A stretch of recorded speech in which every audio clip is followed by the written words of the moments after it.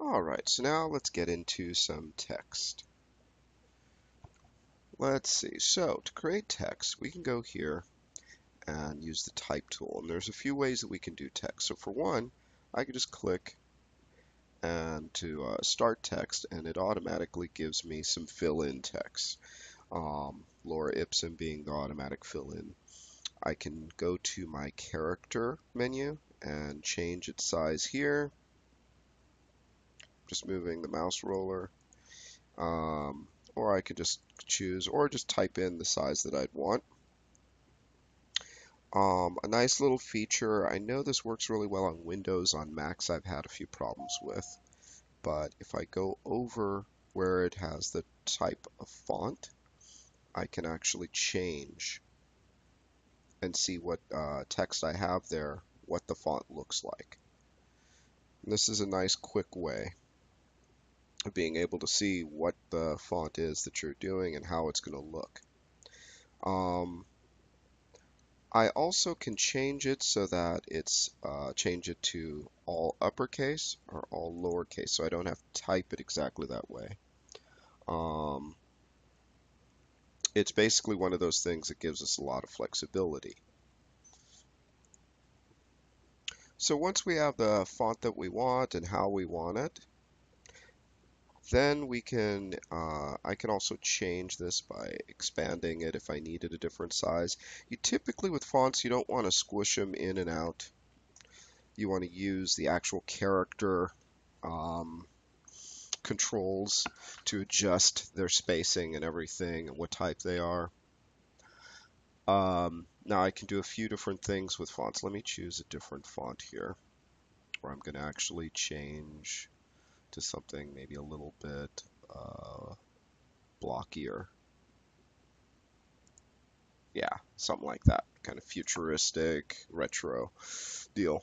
Now, a few things. So for one, I'm just going to duplicate this, Alt, left mouse drag. So with this one, first thing is fonts are not editable shapes the way these are by default.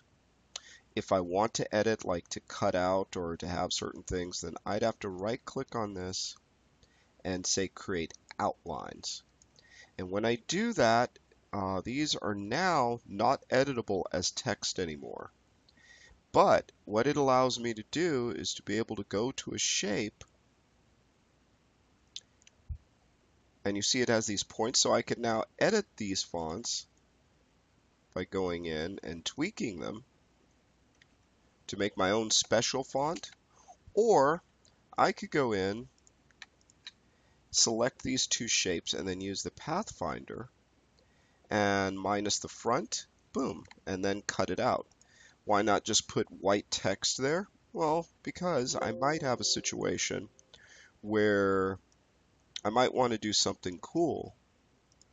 Like, let's say something like this.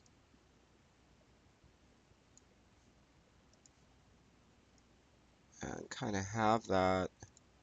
Let's take this and move it to the back.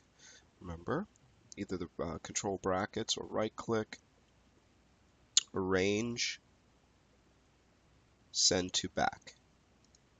And now I can start to combine shapes once again and make them a little bit more interesting. Okay. Go back to the fonts here, and we'll dupe you again. Another thing that I can do, whoops, come on, is I can take the font or the text that I have, and I can go into warp. And with this is kind of neat because this brings up a little menu where I can arc it and I can change how much it's going to be bent, which is nice. Do I want to warp it? You know, like this is the inside of a record, but if I go too far, then people won't be able to read it, and that's not cool. But have that and have the other end. That might be pretty neat, depending on what my design is. I can also go in and change these.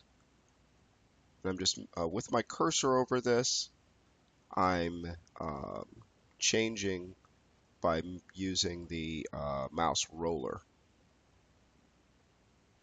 And this is a nice way of distorting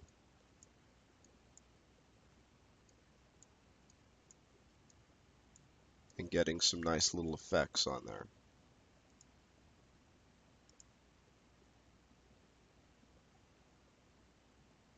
Cancel. So that's another thing we can do. That's with the warp tool.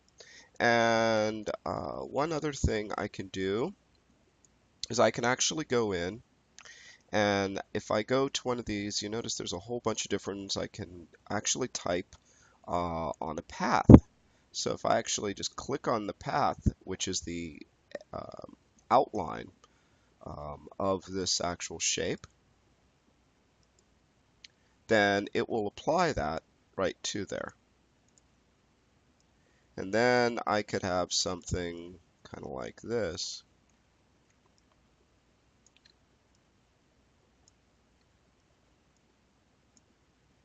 Take both of these and then just align them to each other.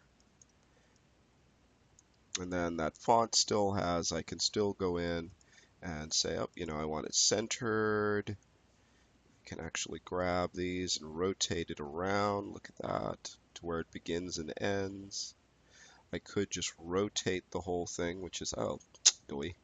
Use the rotation tool. Just rotate it around. Be nice to know that, wouldn't it? And I can always just go in and just double click and retype things as I see fit, or delete certain things. But then that combination, remember, creating outlines, I can edit them independently, put them on curves, warp them, gives me a lot of control with how I can combine text.